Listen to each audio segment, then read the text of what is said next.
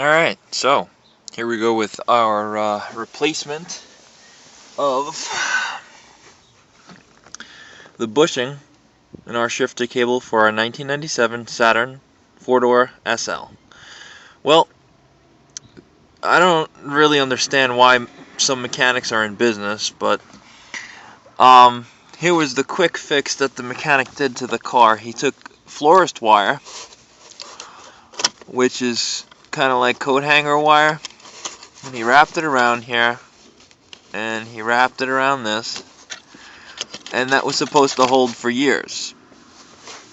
When he could have just spent, how much was it? $4 or $5 on this help kit that Dorman makes, and it's called a shift cable bushing kit,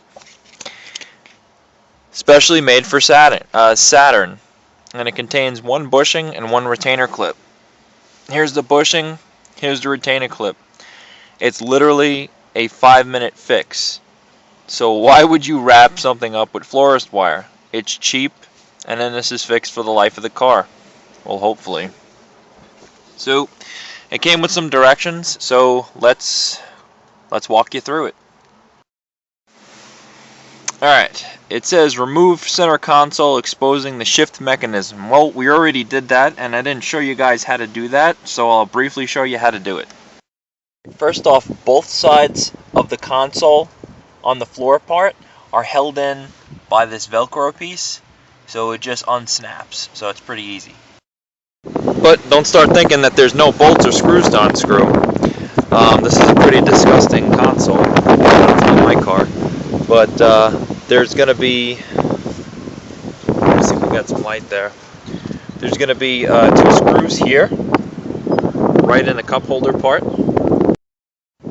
There's going to be a screw here, and there's going to be a screw here. This is over where the Velcro part is.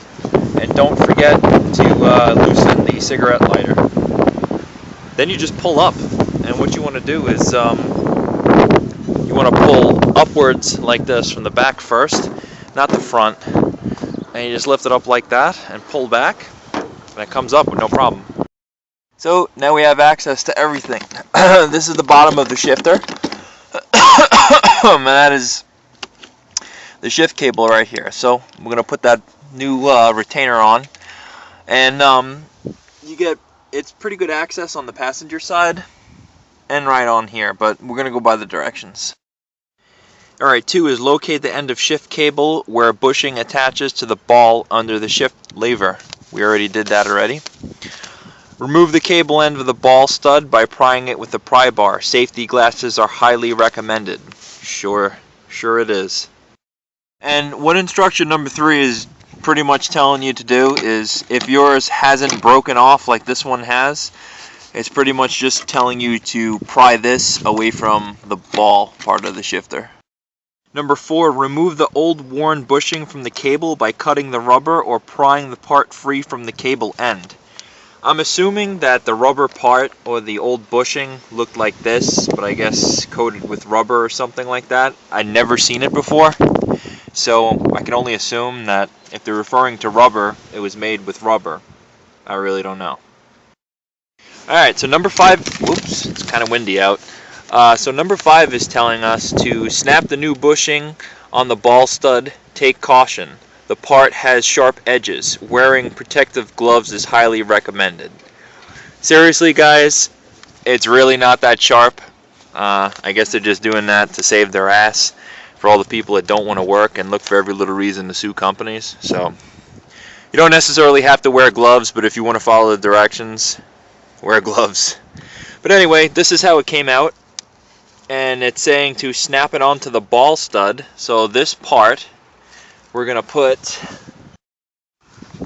right on that at the bottom of the shifter. But before we do, I got to clean this handyman work off of here, of this paper clip, florist wire, coat hanger wire, whatever it is.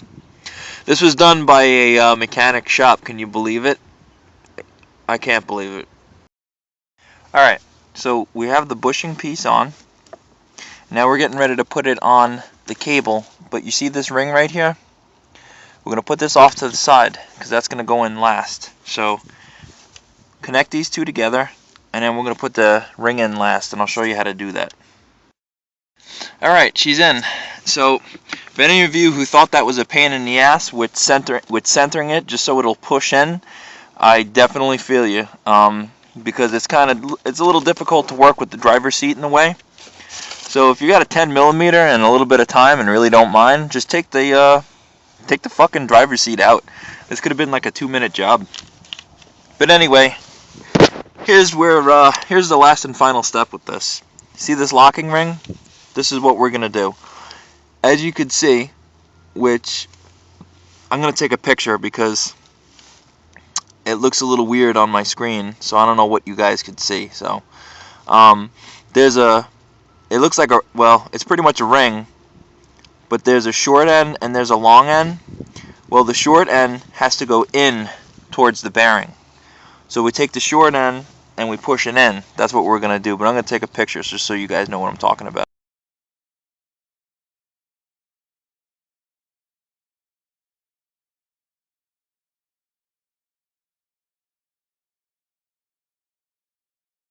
Alright, so we got the ball connector on, and now we're going to clip it into this. So pretty much what you want to do is you want to get your shifter lined up with this. I'm sorry guys, I don't have a little tripod or else I would leave it on, but you kind of get the idea from here. And that's what it's supposed to look like. You put this in last because this is a single tapered edge. So you put it in long side first, and you make sure all the fingers sit over, which they call a rib. But let me see if I could zoom in on that. Basically, that ring has a lip on it, and it's got to be below all these fingers. So as long as you do that, it should be fine. But anyway, YouTubers, this is 95 Speed GTA. I hope this helped. Make sure you test everything before you put everything back together. Thanks for watching.